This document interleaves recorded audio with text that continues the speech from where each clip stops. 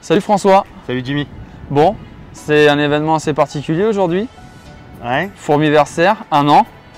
1 an. La première année la plus dure dans l'immobilier de ce qu'on dit. Ah bon? Ouais, c'est ce qu'on dit, la première année c'est la plus dure. Comment tu résumerais toi aujourd'hui cette première année? Je pense que effectivement la première année n'est pas si évidente que ça. Par contre, avec l'encadrement et la formation qu'on a, si on suit et qu'on respecte avec de la motivation, il y a de la réussite, à la clé. Donc c'est pas évident la première année effectivement, mais je suis satisfait, très satisfait même de l'année qui s'est passée. Ouais, tu es satisfait? On peut parler chiffres un petit peu?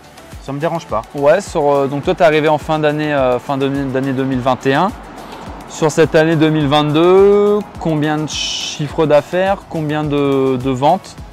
Je vais finir l'année à plus de 55 000 € de chiffre d'affaires honoraires facturés la fourmi. Je pense, on est tout proche de mon premier objectif sur l'année. Donc ouais, je suis assez satisfait de ça et du coup, les affaires amènent les affaires, les mandats appellent des mandats, les visites appellent d'autres visites et donc je pense pouvoir commencer l'année prochaine encore mieux. Ouais. Alors tu as parlé d'objectifs, tu t'es fait fixer quoi comme objectif au début où tu as commencé l'IMO? Toujours en chiffres? Ouais, en chiffres, en nombre de ventes, comme tu veux. Alors je m'étais fixé 10 ventes. 10 ventes par rapport à mon objectif financier, c'était d'arriver aux 80 000 € de chiffre d'affaires, une dizaine de ventes. Voilà, je suis un petit peu en dessous, mais très satisfait néanmoins. Ça reste une belle année. Ouais, c'est une belle année. Ouais. Ça reste une belle année. Et qu'est-ce qui fait que tu as pu avoir ces résultats-là? C'est quoi le secret en fait concrètement? C'est ça que je te demande. C'est quoi le secret de François Robert aujourd'hui, le secret de ta réussite? C'est juste d'appliquer. Appliquer, parce que je ne suis pas du tout issu du milieu de l'immobilier, mais alors absolument pas. Et en fait, je suis quelqu'un qui écoute beaucoup, qui prend des expériences des autres. Et ensuite, le fait de les appliquer et l'encadrement pour les appliquer, tu es là aussi. Il y a toutes les recettes. La recette est là, il n'y a plus qu'à mettre les ingrédients. Okay. Et une bonne dose de courage, mais ça c'est propre à chacun. Ok, ce serait quoi un petit peu le plus gros échec, l'apprentissage du coup, parce que les échecs sont des apprentissages. Est-ce qu'à un moment donné, tu as été découragé? Est-ce que ça… Ouais. On veut tout savoir en fait. Alors pour les débuts et ceux qui veulent éventuellement se lancer, je suis quelqu'un d'assez impatient et c'est un métier où il faut beaucoup de patience parce qu'on sème et il faut attendre que ça pousse. Et encore, on n'attend pas seulement que ça pousse. Il faut entretenir cette graine qu'on plante, il faut l'arroser, s'en occuper, désherber autour, entretenir tout ça. Et ça m'a… Au départ, c'était une notion que j'avais pas forcément. Et donc voilà, la patience dans ce métier, c'est quelque chose d'important, surtout au début. Ensuite, la patience… il faut toujours qu'on l'ait par rapport à un dossier, mais comme les affaires amènent les affaires, les dossiers amènent les dossiers, les mandats, le temps de travailler sur un mandat, il y a du temps qui se passe et du coup ça s'enchaîne après. Mais c'est les débuts où il faut de la patience, de la persévérance, okay. Énormément. On a parlé mandat, on a parlé vente. Est-ce qu'on parle un petit peu développement d'équipe? Ouais. Parce que je crois que depuis quelques temps tu es dedans aussi. Ouais. On en est où là sur le développement d'équipe? J'ai une fierté particulière. On est actuellement au séminaire de Barberousse à Gruissant. Donc moi je suis de la Moselle, de Thionville, et j'ai dans mon équipe 4 personnes. Et sur ces 4 personnes-là, 3 m'ont accompagné dans ce voyage de séminaire. Et le truc dingue, c'est que donc d'une part, elles me font confiance et elles me suivent, puisque en l'occurrence, c'est 3 filles qui sont venues avec moi.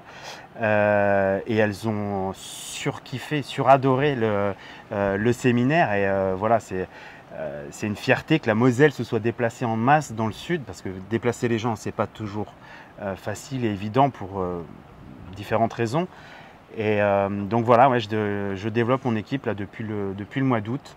Et donc c'est une autre dimension de l'immobilier aussi. Et encore une fois, il y a des outils et de l'encadrement nécessaires pour pouvoir développer cette équipe chez La Fourmi. Top. Et qu'est-ce que ça t'apporte aujourd'hui de développer une équipe? Est-ce que déjà tu aurais pensé que tu pouvais, au bout d'un an, commencer à constituer ton équipe, commencer à recruter, à former, à coacher des personnes? Alors au départ, on a souvent ce qu'on voit, on en parle souvent, c'est le syndrome de l'imposteur. Donc au départ, on n'a pas l'impression d'être légitime pour pouvoir encadrer des personnes qui arrivent dans le milieu de l'immobilier. Seulement, comme nous, on vient de passer par ces stades compliqués, c'est encore tout frais dans notre tête, dans nos sentiments. Et quoi de mieux que quelque chose de tout frais pour pouvoir orienter, encadrer justement des nouvelles personnes qui arrivent. Donc une fois cette croyance limitante évincée, on peut recruter très très rapidement. Ok, super. Est-ce que tu as un petit mot pour les gens qui seraient aujourd'hui peut-être déjà dans l'immobilier, qui seraient dans le doute, qui seraient peut-être à deux doigts d'arrêter? Qu'est-ce que tu pourrais dire à toutes ces personnes? De ne pas arrêter. Si l'immobilier est quelque chose qui leur convient, je peux prendre l'exemple de ma première filleule c'était une professionnelle de l'immobilier. Elle était juste dans un réseau qui n'avait pas la même résonance en termes de valeur.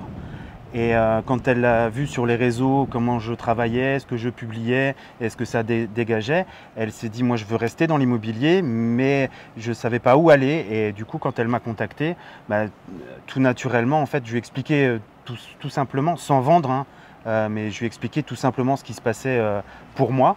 Et du coup ça lui a plu et elle nous a d'ailleurs accompagnés au séminaire de Barberousse. Donc voilà, donc les professionnels qui aiment foncièrement leur métier, avant d'abandonner, aller voir ce qui se passe ailleurs. Moi, j'ai fait ce choix de réseau-là alors que j'avais le choix et la comparaison sur d'autres réseaux, avec des affinités particulières d'ailleurs sur les possibilités.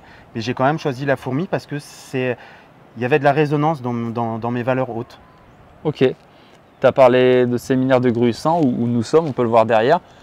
Si je dis pas de bêtises, le prochain séminaire, il est en Moselle. Ouais, il est en Moselle. Il y a eu un passage de flambeau. Hein.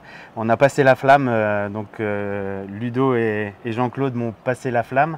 Et c'est avec joie et un honneur immense qu'avec mon équipe, justement, on reprend le flambeau. La date est fixée. Ça se passera au mois de février, le 21, 22, 23 février, si je ne dis pas de bêtises, par chez nous en Moselle. Le lieu est à définir, mais en tout cas, secteur Thionville-Metz. Ok, super. Merci François pour le temps accordé à l'interview. Merci à toi et merci pour tout. Super. Et à bientôt pour la prochaine vidéo. Bye bye. Ciao.